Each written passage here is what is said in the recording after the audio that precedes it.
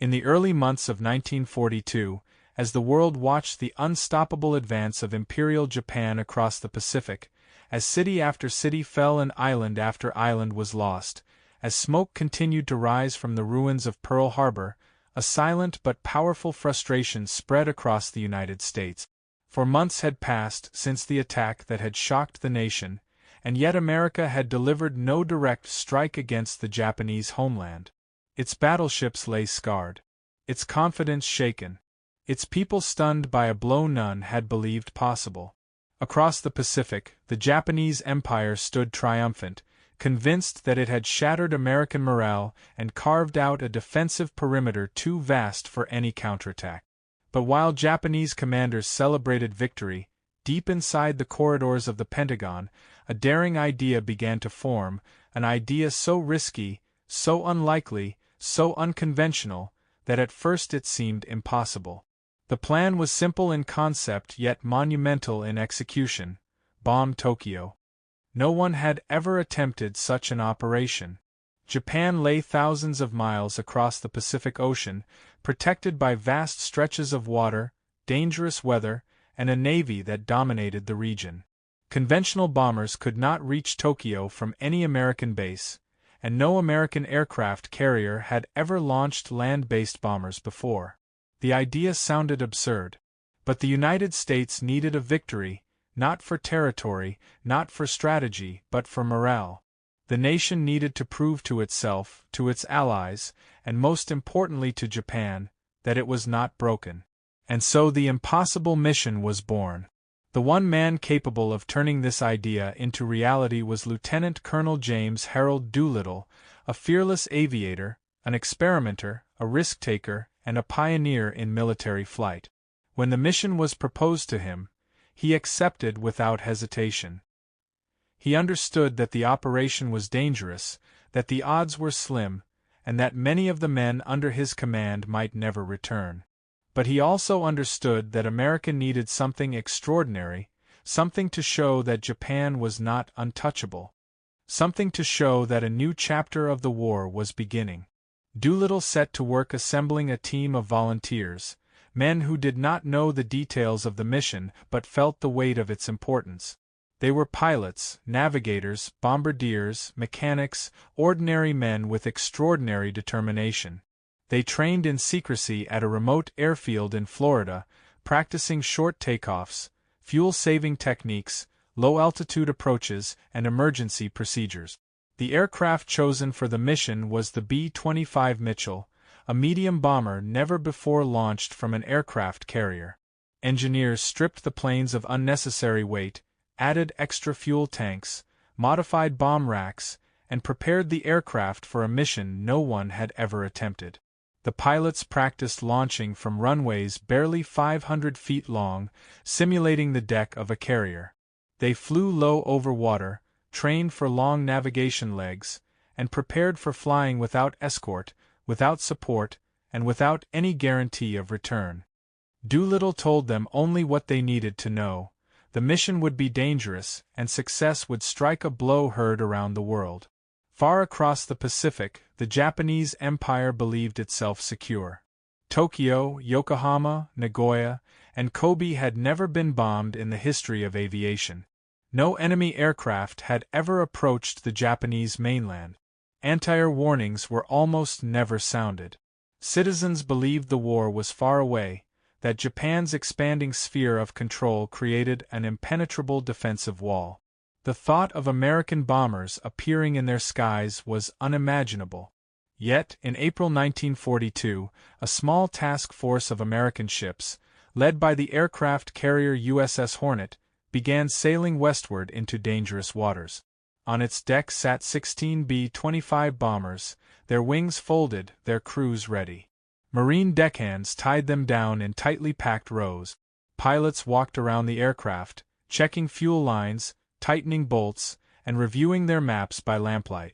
They knew that once they launched, they would have no place to land on the return. Their only hope was to fly across Japan, drop their bombs, and continue thousands of miles to China. It was a one-way mission. Every man aboard knew the risk. Not all of them would live to return home. The task force moved in radio silence, cutting through rough seas as the crews slept little and prepared much. Tension lingered in the air like a storm waiting to break. Officers whispered in quiet corners. Sailors glanced at the massive bombers, wondering whether the mission could work. The ocean stretched endlessly in all directions. Somewhere far ahead lay the Japanese homeland. Somewhere in the middle distance lurked enemy patrol ships and submarines. At dawn on April 18, 1942, the operation nearly collapsed. A Japanese patrol vessel spotted the American task force. Though quickly sunk, it had likely radioed a warning. Doolittle and the Navy commanders gathered on the carrier's bridge and faced an impossible choice: launch immediately from a dangerously long distance or abort the mission and risk losing the element of surprise. Launching early meant flying more than 10 hours across open water, using fuel reserves that were dangerously limited, and facing a real possibility of crashing into the sea or being captured. But turning back meant surrendering the only chance to strike Japan. Doolittle made the decision without hesitation. The mission would proceed. The deck of the USS Hornet roared to life. Winds whipped across the bow. Sailors stood ready to assist. Officers braced themselves along the edge of the deck as Doolittle climbed into his aircraft. The sea heaved violently beneath the ship, tilting the runway at unpredictable angles. Every eye watched as the first B-25 inched forward.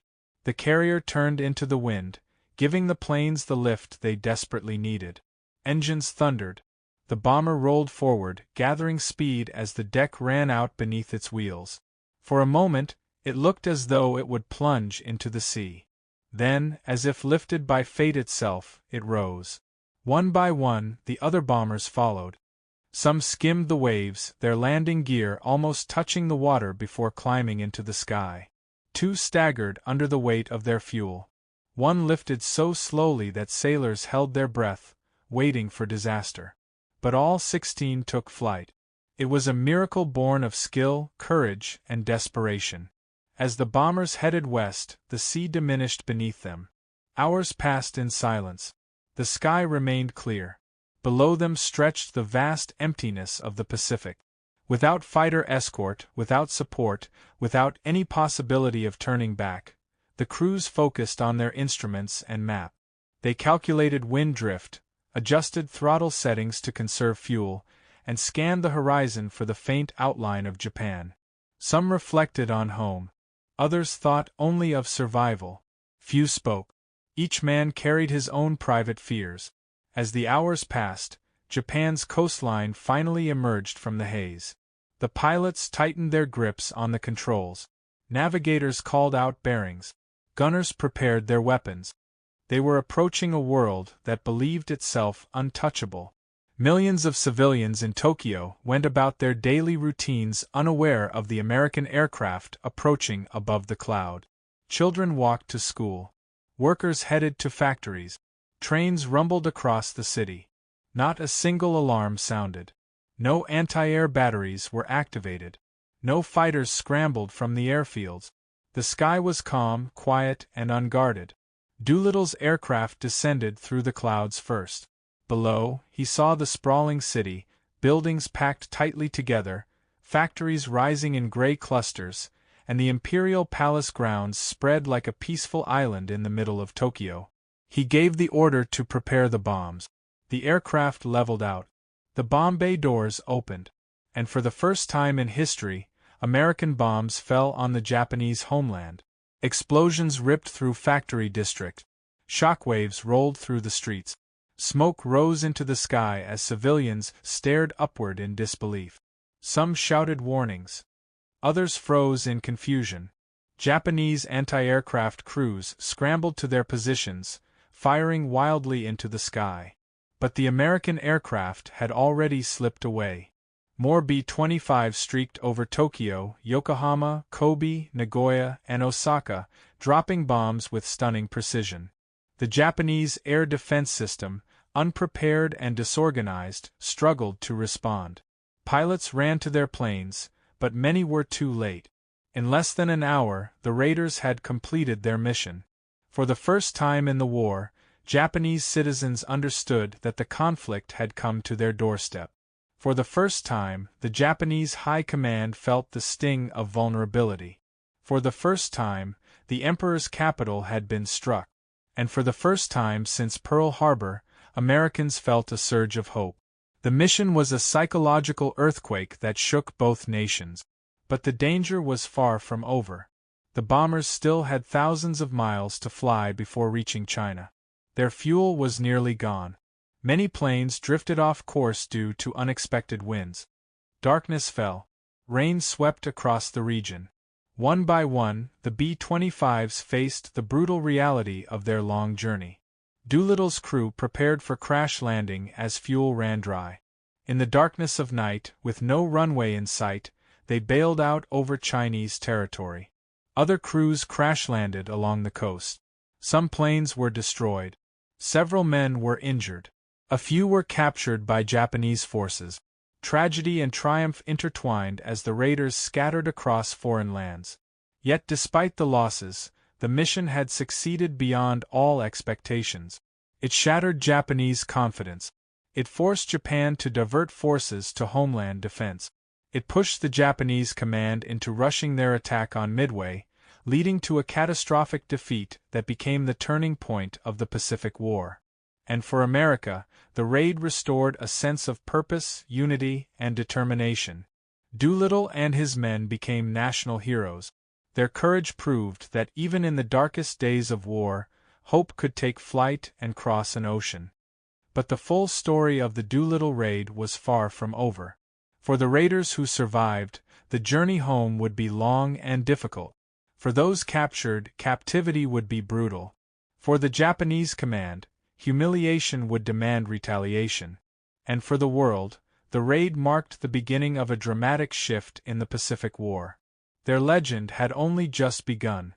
As the 16 American bombers vanished into the clouds after striking Tokyo and other cities, the shock wave of their attack rippled across the entire Japanese empire. Confusion spread through military headquarters as officers demanded answers that did not exist. Radar stations had detected nothing. Air patrols had seen nothing. No carriers had been spotted near Japan. The idea that medium bombers could have been launched from an aircraft carrier seemed absurd, and yet the evidence was undeniable. Tokyo had been bombed, and the flames rising from its industrial districts testified to the impossible becoming real. Japanese commanders scrambled to understand what had happened, but the truth, that the United States had sailed an aircraft carrier dangerously close to Japan's coast, was too humiliating to admit. The Imperial Navy had failed to defend the homeland, and that failure cut deep into the pride of a nation that believed itself invulnerable. Even as the shock spread across Japan, the Doolittle Raiders were fighting for their lives in the skies far to the west. Their fuel gauges dropped lower with every passing minute. The early launch, forced by the Japanese patrol vessel's detection, meant they were hundreds of miles short of their intended refueling zone.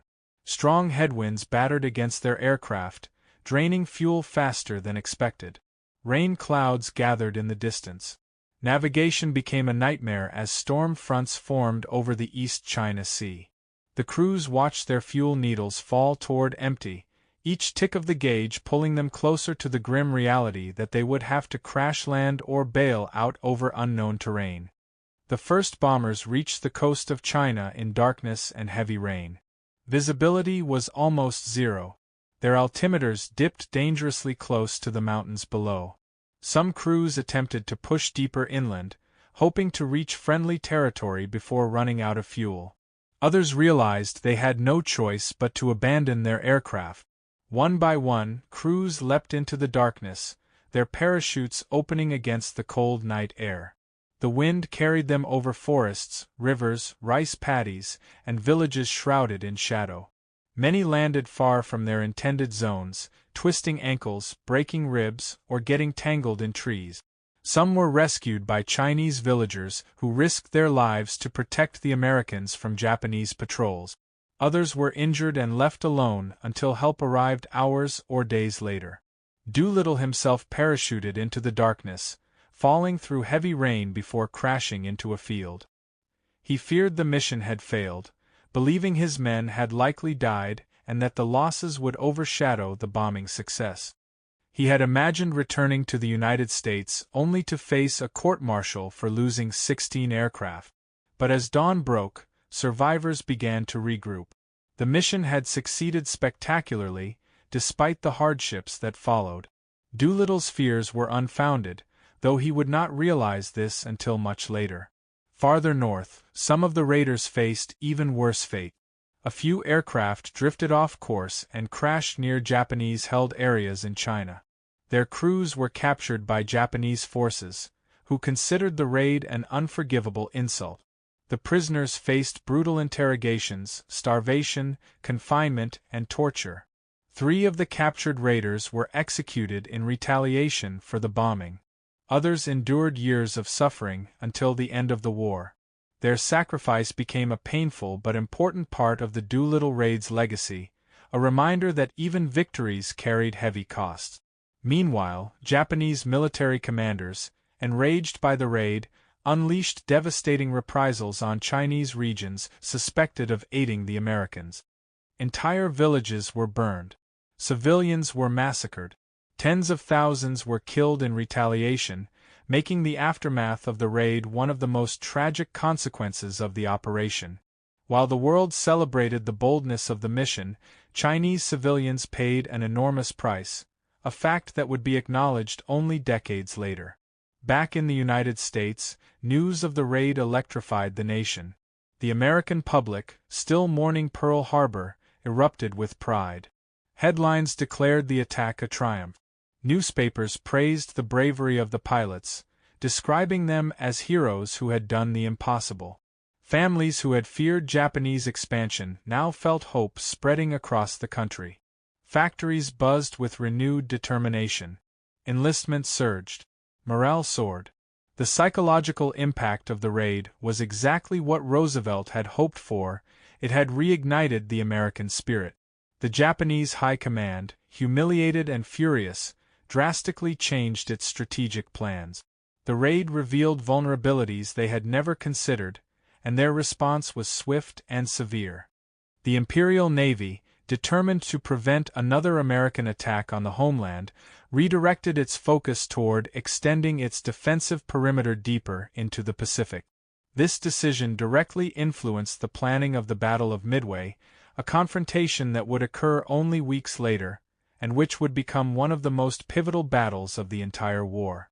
The desire to eliminate the American carrier threat, highlighted by the Doolittle Raid, led Japan to overstretch its forces and walk into a strategic trap.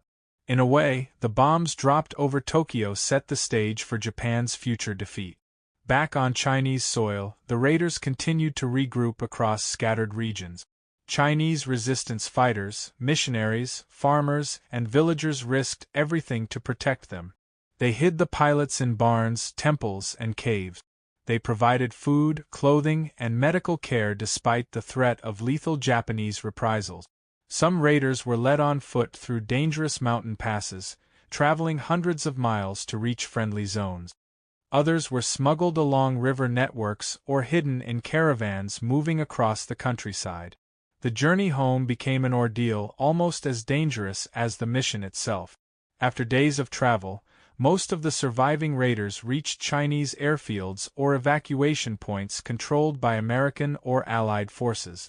When they finally returned to the United States, they were welcomed as heroes. President Roosevelt personally honored Doolittle and his men. Doolittle received the Medal of Honor and a promotion to brigadier general. The other raiders received the Distinguished Flying Cross. But behind their medals and celebrations lay the memory of the hardships they had endured, the crash landings, the darkness, the fear, the loss of comrades, and the suffering of the Chinese civilians who had helped them. The raid became a symbol of American resolve. It proved that the United States was capable of striking back, even when outnumbered and outmaneuvered. It proved that innovation and courage could overcome geography and odds. It proved that Japan was not invincible, and it proved that a small group of determined men could change the course of a global war. In Japan, the raid forced a realization that the war was not a distant conflict but a threat that could reach their own homes. Air raid shelters were hastily constructed. Anti-air batteries were installed across cities. Radar systems were expanded. Defensive doctrine was rewritten. The Japanese military, which had believed the Pacific Ocean was an impenetrable barrier, now understood that America could cross that ocean with devastating effect. The psychological blow was immense. In the months that followed, stories of the raid were told in barracks across the United States, inspiring soldiers and pilots preparing for future battles. The image of B-25s lifting off from the deck of a carrier became a symbol of American ingenuity and bravery. Doolittle's reputation grew, and he became a legend among aviators. His men formed a lifelong bond, meeting every year on the anniversary of the raid, honoring the memory of those who had not returned. The raid also became a strategic turning point, one that historians would analyze for decades. It forced Japan into a defensive posture. It pushed them to accelerate their plans for Midway. It shifted the psychological balance of the war. It strengthened alliances. And most importantly, it planted the first seeds of doubt in the minds of Japanese citizens and leaders, a realization that their empire, despite its vastness and strength, could be struck at its heart. Yet the full impact of the Doolittle Raid would not be understood until the final years of the war, when the Pacific turned into a battleground of attrition, and the mistakes Japan made under pressure led to catastrophic consequences. For Doolittle and his raiders, their actions on that April day would echo far beyond the smoke rising from Tokyo. They had carried out not only a mission of bombs but a mission of message, a message that would shape the course of the war. Their journey was not over. More trials awaited them. More lessons would be learned. And the full scale of their achievement would only grow in significance as the war pressed deeper into its turning point. As the Doolittle Raiders scattered across Chinese territory, surviving the crash landings, the cold rain, and the disorienting darkness of unfamiliar landscapes, each man began a second battle, one fought not in the sky but on the ground, against exhaustion, injury, and the relentless pursuit of Japanese forces determined to capture or kill anyone connected to the raid. For many of the raiders, the mission had not ended when their bombs left the bays over Tokyo. In truth, the most difficult and unpredictable part of their journey had only just begun. The Chinese countryside into which they fell was alive with tension. Villages lay under the shadow of Japanese occupation. Rivers served as both pathways and traps. The mountains and forests provided hiding places but also concealed patrols and collaborators. The raiders were strangers in a land torn by war, dependent entirely on the courage and compassion of the Chinese civilians who risked death to help them. Some raiders landed near villages where farmers rushed toward them in curiosity and shock. Others were confronted by suspicious locals uncertain whether these mysterious parachutists were friend or foe. A few men awakened after harsh landings to find themselves being carried on makeshift stretchers by Chinese resistance fighters who had watched them descend from the sky. Many were bruised, soaked, and cold. Their uniforms were torn by branches, their boots caked with mud. Yet the first words they heard, translated by missionaries or bilingual villagers, were messages of welcome. The Chinese people, suffering under brutal occupation, saw in these flyers a sign that Japan was not invincible. Helping them was not merely an act of compassion, it was an act of defiance. The journey of rescue became a sprawling network of movement across rivers, farmland, mountain passes, and remote towns. Some raiders were hidden inside abandoned temples where candles flickered against stone walls as villagers brought rice and hot tea. Others were sheltered in small huts covered by straw roofs that barely held back the rain. Resistance fighters guided them along secret paths used to smuggle information and supplies. Every mile they traveled was watched by Japanese patrols hunting for clues. The Japanese military was desperate to recapture the men responsible for humiliating the empire with a strike on its capital. They interrogated villagers, offered rewards for information, and threatened reprisals against entire towns suspected of aiding the Americans. And those reprisals came swiftly. The Doolittle Raid triggered one of the harshest waves of retaliation Japan ever unleashed on China during the war. Entire villages were burned. Families were executed without trial. Civilians were tortured for refusing to reveal the flyers' locations. Historians would later estimate that tens of thousands of Chinese men, women, and children were killed in the aftermath. This terrible cost, unknown to many Americans at the time, became one of the darkest legacies of the operation. The raiders would carry the weight of this sacrifice for the rest of their lives, knowing that their survival had depended on the bravery of civilians who paid with their lives. Meanwhile, the raiders continued their movement across the countryside. Some were escorted by missionaries who had lived in China for decades and knew the routes that could bypass Japanese checkpoints. Others traveled by horseback across steep trails or were carried on bamboo litters. They encountered warlords, guerrilla units, and local militias fighting against Japanese occupation. Many of these groups were unaware of the broader war in the Pacific but understood instantly the value of protecting the American pilot. The raiders were symbols of hope, proof that Japan could be challenged. One group of raiders made a dangerous river crossing in heavy rain. The river had swollen from the storm, and debris drifted rapidly downstream. Chinese villagers tied ropes across the river to guide the raiders through the current. Men slipped, stumbled, and clung to branches as water rushed around them. One raider nearly drowned when his parachute gear snagged underwater. He was pulled out by villagers who risked being swept away themselves. Every step forward was a battle against exhaustion and danger. As the days passed, the raiders slowly converged in safer regions controlled by Chinese nationalist forces. Some reached airstrips where American advisors coordinated evacuation. Others were flown out in small transport planes, leaving behind villages still bracing for Japanese reprisals. When the raiders finally gathered together and realized how many had survived, they felt a mixture of relief and grief. They celebrated the success of the mission but mourned those who were missing or captured. The realities of captivity soon emerged. Several crews who crash-landed near Japanese-held areas were taken prisoner. They were beaten, tortured, starved, and humiliated as the Japanese sought confessions, propaganda statements, and information. 3 raiders were executed in retaliation for the bombing. Their deaths cast a shadow over the triumph of the mission.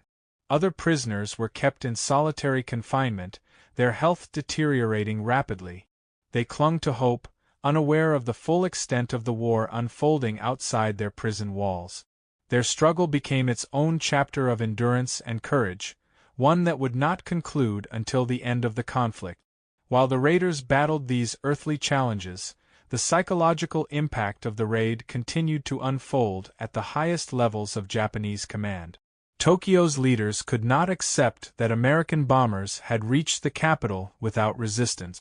The mere possibility that aircraft carriers had approached Japan's coast undetected was a strategic nightmare.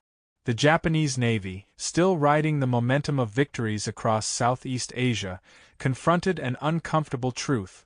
Its defensive perimeter was not as secure as believed. To prevent another humiliation, the Navy accelerated plans to destroy the remaining American carriers. This urgency pushed Japan toward a bold and aggressive expansion, culminating in the plan to seize Midway Island, a move that would trigger one of the most decisive battles in naval history.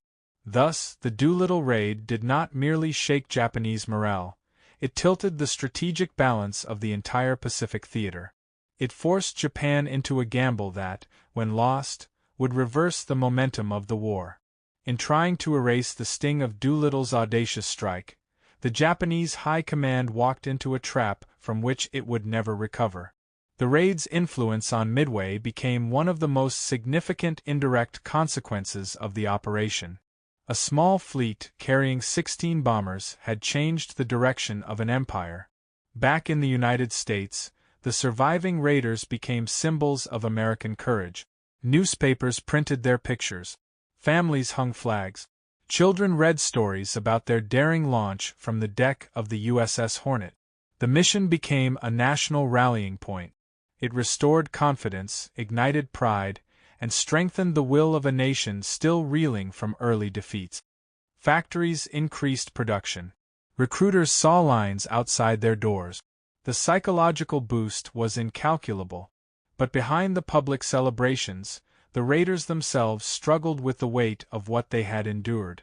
Many had injuries that would take months to heal. Others suffered from malnutrition or fever after long journeys across China. Some dealt with guilt for the suffering caused to their Chinese rescuers. A few felt haunted by the moments before bailing out of their planes, unsure whether they would live or drown or be captured. Yet despite these hardships, they understood that their actions had mattered. They had struck the first blow against Japan. They had given the American people hope. They had changed the course of the war. As they returned to the United States, they were invited to speak before crowds, entertain journalists, and attend ceremonies.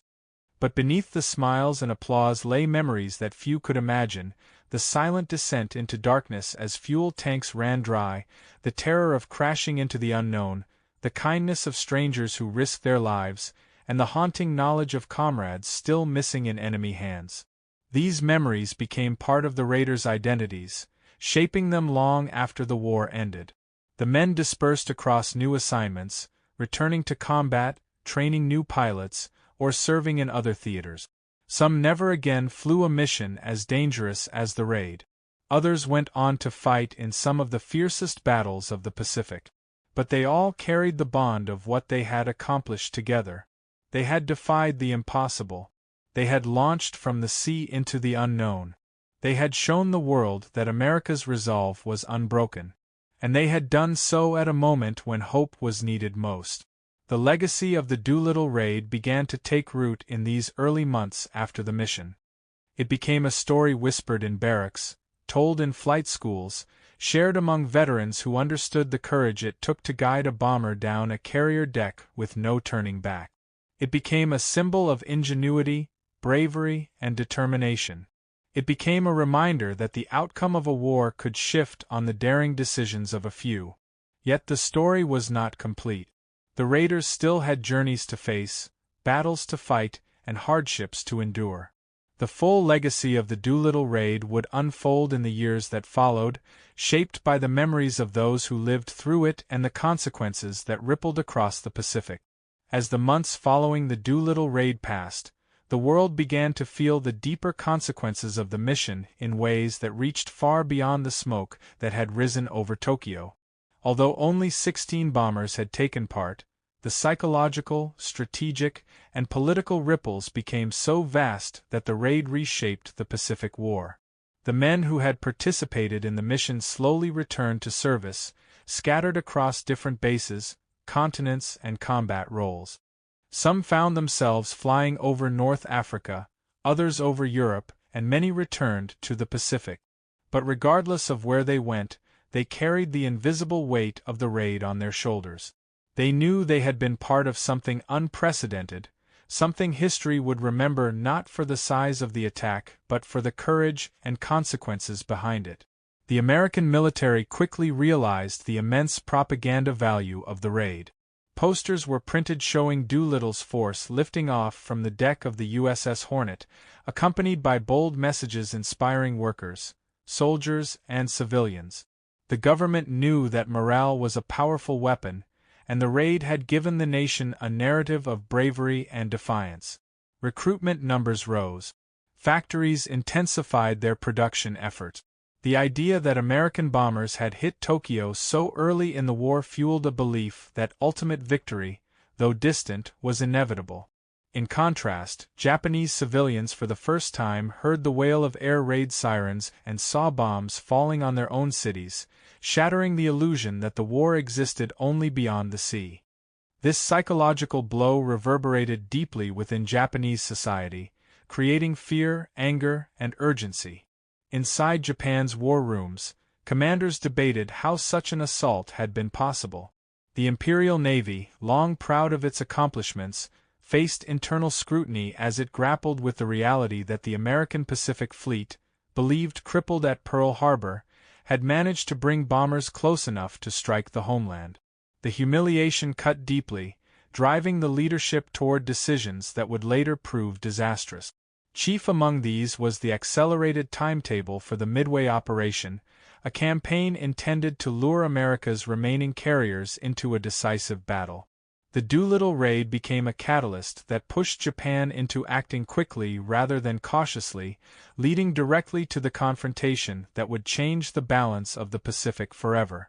Yet the men who carried out the raid were largely unaware of their broader strategic impact as they worked through their own personal struggles. For some, injuries sustained during crash landings or parachute jumps haunted them for years. Broken bones healed slowly, infections lingered, and the emotional trauma of their experience remained hidden beneath stoic exteriors. Others mourned the loss of friends who had not survived the journey across China. A few wrestled with guilt, knowing that countless Chinese civilians had been killed in reprisals. It was a heavy burden to carry, but they learned to live with it, understanding that war always exacted a cost far greater than anyone expected. Among the surviving raiders, a quiet sense of unity formed, an unspoken recognition that they were bound by a unique experience no one else could fully understand. While they scattered to different assignments, letters were exchanged, stories shared, and memories kept alive. Over time, these connections strengthened into a brotherhood that lasted a lifetime. Each year, as the anniversary of the raid approached, the survivors gathered to honor the mission and the men who had been lost. They toasted to their fallen comrades, telling stories that grew richer with age but never exaggerated beyond the truth they all carried in their hearts. The Doolittle Raid continued to influence military planning long after the final bombs had fallen. American strategists studied the operation to understand how a small strike could produce such a massive psychological effect. They took note of the bravery required, the logistical creativity, and the boldness that characterized the entire mission. These lessons became part of the foundation for future long-range bombing operations across the Pacific, including the eventual B-29 raids that would devastate Japan in the final years of the war. The raid also influenced naval aviation doctrine, reinforcing the idea that carriers were not merely defensive tools but powerful instruments capable of projecting force across oceans. Meanwhile, the Japanese command intensified its defensive preparations. Anti-aircraft batteries were expanded throughout major cities. Radar stations were improved. Airfields were strengthened and night fighter units were increased. The Japanese military realized that the homeland was no longer safe and that America possessed the audacity and capability to strike from afar. Yet these defensive measures came too late to prevent the eventual onslaught of American bombing in 1944 and 1945. In many ways, the raid had foreshadowed the destruction to come, serving as a warning that Japan's war would eventually reach its own shores with devastating consequences. Among the raiders still held captive, life remained a grueling test of endurance. They endured horrific conditions in Japanese prisons: starvation, disease, forced labor, and mental torture. Their captors, enraged by the raid, treated them with particular cruelty, seeing them not as prisoners of war but as criminals who had violated the sanctity of the emperor's capital. The suffering of these men lasted for years. And yet, even in captivity, they found ways to keep hope alive. They whispered stories to one another, recited memories of home, and supported each other through sickness and despair. Their resilience became a powerful testament to the human spirit.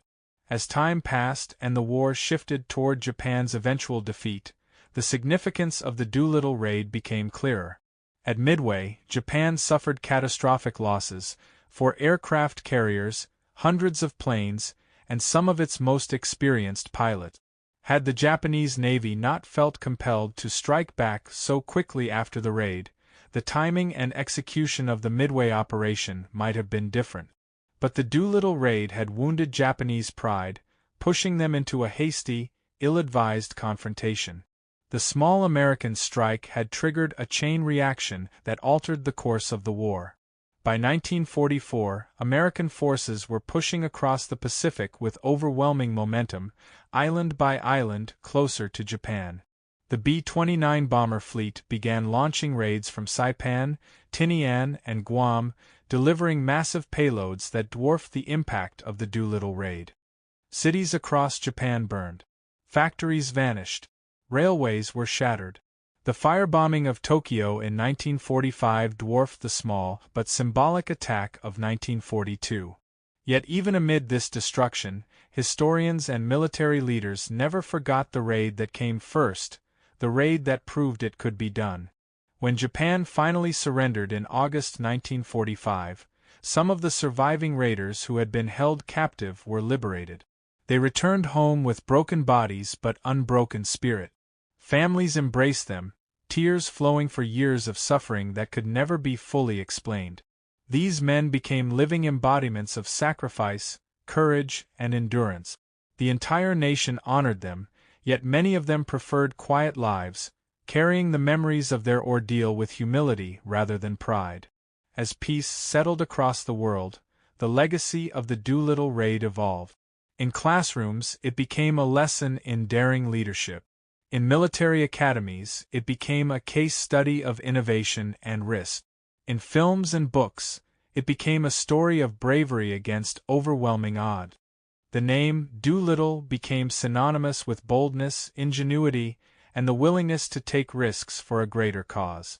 The raid stood as a reminder that even small forces, when guided by determination and creativity, could have an impact far beyond their size.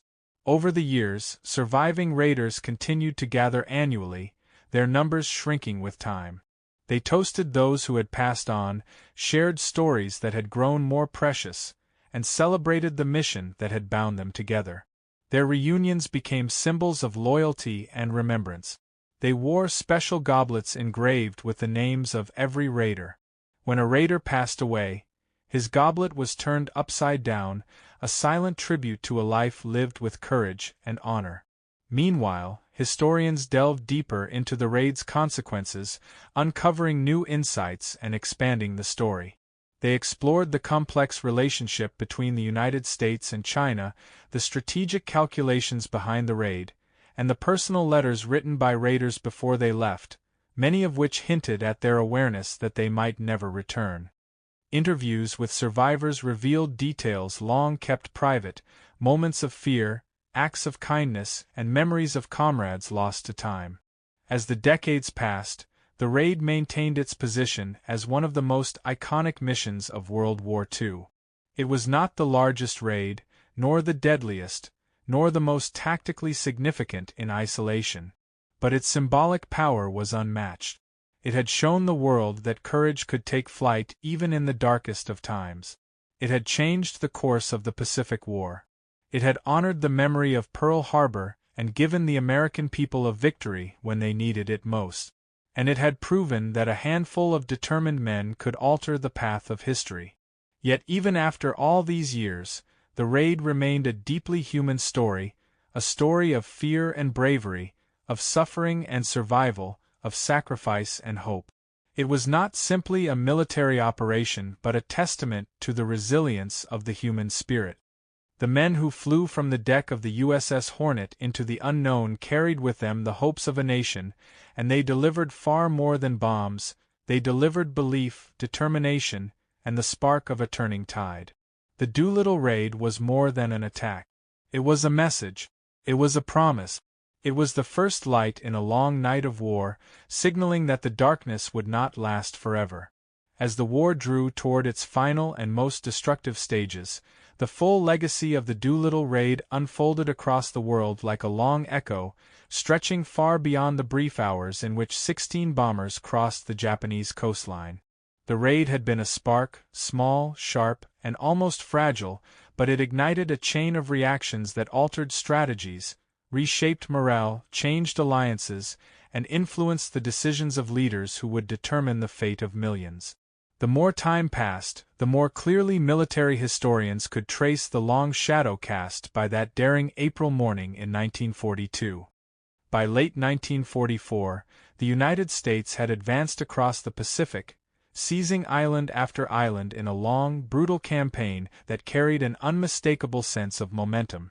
The Philippines were being retaken. Carrier-based aircraft dominated the seas. Submarines strangled Japanese shipping lanes. And most importantly, American B-29 superfortresses, massive long-range bombers, now operated from airfields close enough to reach Japan with ease. Tokyo, once struck only briefly by Doolittle's small force, now burned under waves of firebombing that devastated entire districts. Yet even as the scale of bombing grew exponentially, the Doolittle Raid retained a symbolic power that none of these later attacks could replace. It had been the first blow, the first spark, the first moment in which the American flag, painted on the wings of distant bombers, had appeared over Japanese cities. For the Japanese people, the raid shattered the illusion that oceans could protect them. For the American people, it shattered the despair of early war defeat. And for the world, it demonstrated that America's industrial might, ingenuity, and determination would not be crushed by the surprise attack at Pearl Harbor. This symbolic weight remained powerful even as larger operations overshadowed the original raid in sheer destruction. On the other side of the world, the captured raiders continued to suffer behind prison walls. Their lives became a grim cycle of hunger, sickness, and endless psychological pressure. They lived in cramped cells where the air was thick with humidity and the stench of disease. Food came in small, barely edible portions. Punishment was frequent. Time blurred. For these men, the raid had become a distant memory, replaced by the daily struggle to survive another day. They imagined home, replaying memories of training fields, family gatherings, laughter, and the sound of engines humming before takeoff. These memories kept them alive, even when their bodies were weakened almost beyond recognition. When Japan finally surrendered in August 1945, liberation for the surviving prisoners came slowly. Many were skeletal, their strength drained, their eyesight dim from years of malnutrition. When rescuers reached them, some wept uncontrollably. Others were too weak to stand. A few had held on only long enough to see the end come. Their return home became one of the most emotional moments in the entire story of the raid. Families embraced the survivors with tears and relief, while the world learned of the cruelty they had endured. Back in the United States, the surviving raiders were celebrated as heroes once more. Towns organized parades. Veterans groups invited them to speak. Schools taught their story. The nation understood that these men had done something extraordinary, not just in their daring strike, but in the strength with which they endured everything that followed. Yet for many raiders, public recognition brought mixed emotions. Some were humble to a fault, uncomfortable with the spotlight. They felt that the real heroes were the Chinese civilians who had died protecting them, the comrades who had been executed, and the men who never made it home. Others struggled with memories of suffering, loss, and the knowledge that their mission had triggered brutal reprisals in regions that had sheltered them. The post-war world moved quickly. Nations rebuilt. Alliances shifted. The Cold War began. But the Doolittle Raiders stayed connected. They began holding annual reunions, gatherings in which they could speak openly with the only men who truly understood what they had been through. These reunions became sacred traditions, marked by laughter, remembrance, and quiet reflection. At each gathering, the raiders drank from silver goblets engraved with the names of every man who had taken part in the mission. When a raider died, his goblet was turned upside down, an enduring gesture of honor and farewell. As the decades passed, the raiders aged. Their hair turned gray. Their numbers slowly diminished. Yet their spirit endured. They continued to travel great distances for reunions, even as walking became difficult and memories faded. They remained role models for younger generations, teaching that courage was not the absence of fear but the willingness to face it. They told their story with humility, never embellishing, never exaggerating, never claiming more than what they had done. Their strength lay in their honesty. Meanwhile, historians deepened their research into the raid, uncovering documents that revealed the immense strategic influence of the operation.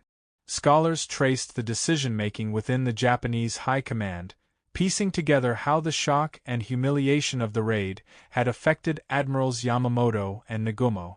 Analysts studied intercepted Japanese communications, revealing the frantic shifts in military planning following the bombing. Naval experts confirmed what had long been believed. The raid accelerated Japan's decision to strike Midway, ultimately leading to the destruction of 4 aircraft carriers and the loss of many of Japan's finest aviators. The raid had been a small spark that lit a fuse, leading to one of the most consequential defeats in Japanese naval history. The story continued to evolve as more documents were declassified. Letters written by raiders before the mission came to light, letters meant for family members in case they never returned. Many of these letters expressed quiet confidence, a determination to serve, and an understanding that their mission might be a one-way flight. Reading these letters allowed later generations to feel the human dimension of the raid in a deeply emotional way. These were not men seeking glory. They were simply determined to do their duty.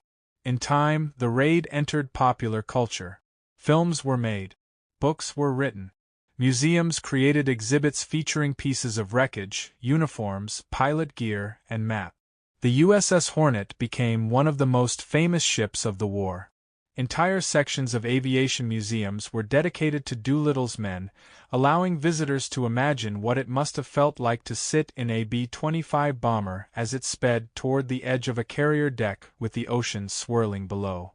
Yet amid all of this public attention, the raiders themselves lived ordinary lives. They worked as engineers, teachers, farmers, business owners, and community leaders. They raised children and grandchildren who grew up hearing about the mission. Many rarely spoke of the raid except at reunions, preferring to focus on the lives they had built after the war. Their humility made their courage shine even brighter. As the years passed into decades, the annual reunions became more emotional. Seats once filled were now empty. The rows of goblets, each marked with a name, grew heavier with the weight of loss. Newspapers began covering the reunions, aware that the number of surviving raiders was shrinking. Documentaries were made to preserve their voices.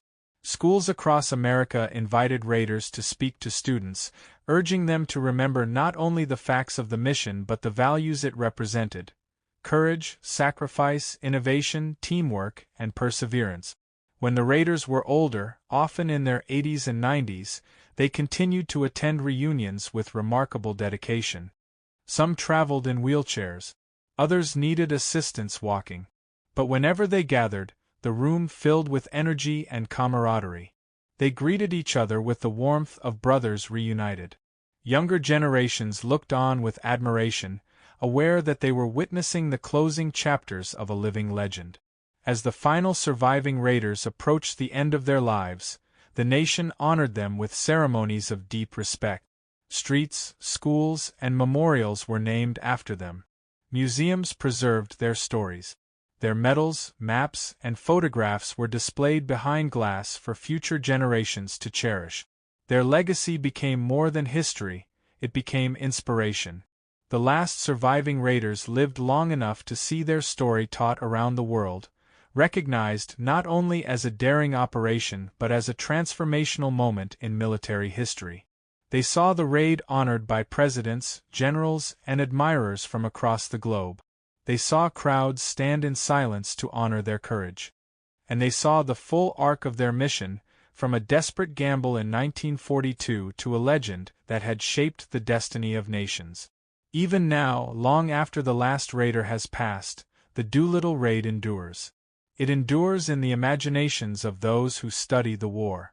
It endures in the pride of the families who descend from the men who flew. It endures in the halls of museums, in the pages of books, and in the voices of storytellers who refuse to let history fade. It endures in the lessons of leadership taught to young officers around the world. It endures in the spirit of determination that echoes across generations. The raid is remembered not because it destroyed Tokyo, it didn't. Not because it crippled Japan, it didn't. It is remembered because it proved something far more powerful: that courage can take flight even when hope seems lost, that determination can cross oceans, and that the boldness of a few can inspire the many. It is remembered because it showed that even in the darkest hours of war, the human spirit can rise above fear and seize the impossible. The Doolittle Raiders flew into the unknown with no guarantee of return. They took off not for glory, but for duty. Their legacy lives not only in history, but in every moment when courage is needed, when risks must be taken, when the future depends on boldness. Their mission remains a testament to the enduring truth that sometimes the smallest force can make the greatest difference. As the decades stretched outward from that daring morning in April 1942, the story of the Doolittle Raid transformed from a wartime operation into a timeless legend, a tale told not only in military academies and history books but in quiet kitchens, classrooms, memorial halls, and airfields where young pilots learned to dream of the sky. The raid, once a desperate gamble undertaken in the darkest hours of the war, evolved into a symbol of courage that outlived every plane that flew it and every man who risked his life to make it possible. The 16 B-25s that rose from the deck of the USS Hornet had long since vanished into the sea or the mountains of China, the metal buried, the engines rusted, the fuselages broken by impact or fire or time, yet their memory soared higher with each passing year. The world changed rapidly after the war. Nations were rebuilt, borders were redrawn, new alliances formed, and new conflicts arose. Aviation advanced into the jet age, then into space.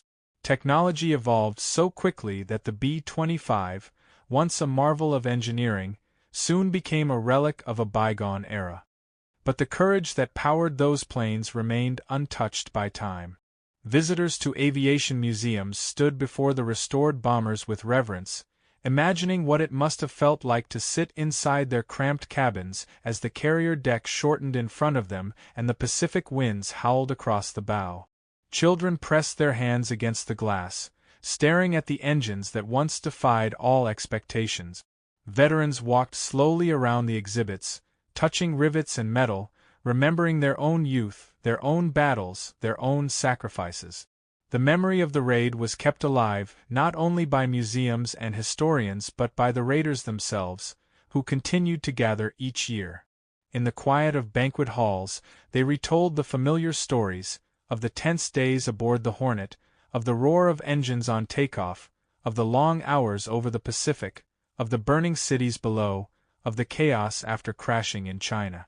Each retelling brought back the emotions of the mission, the fear, the determination, the exhaustion, the relief. Yet these reunions were not only about the mission.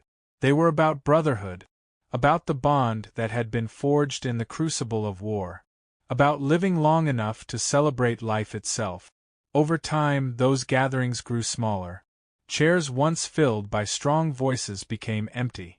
Goblets were turned upside down, each one representing another man gone, another story now held only in memory.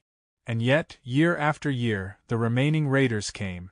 They walked slowly into the room, heads high, uniforms pressed, medals shining. They laughed, embraced, and spoke softly of the men who were no longer with them. The sound of their voices carried the weight of history. Men who had once flown into the heart of an empire now stood as symbols of resilience.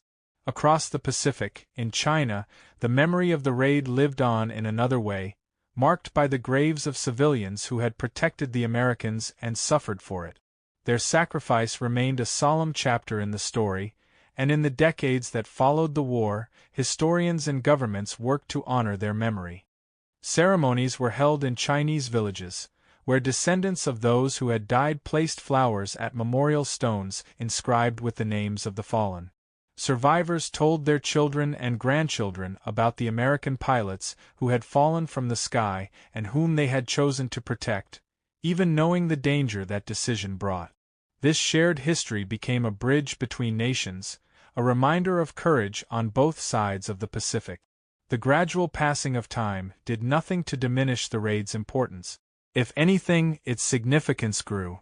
The raid was honored by presidents and generals, by school children writing essays, by filmmakers creating documentaries, by artists painting dramatic depictions of the bombers lifting off into a storm of uncertainty.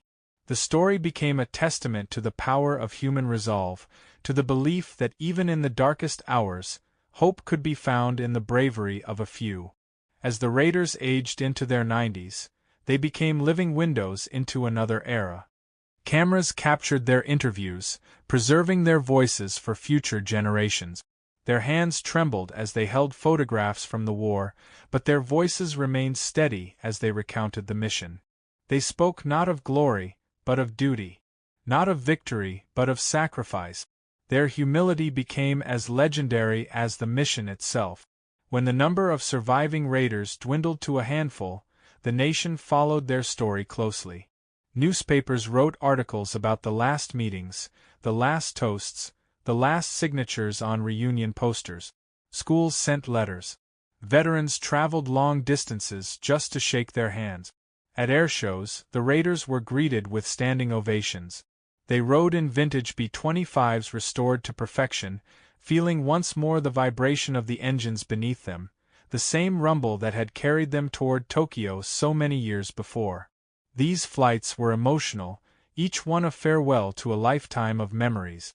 In 2013, the surviving raiders held their final public toast.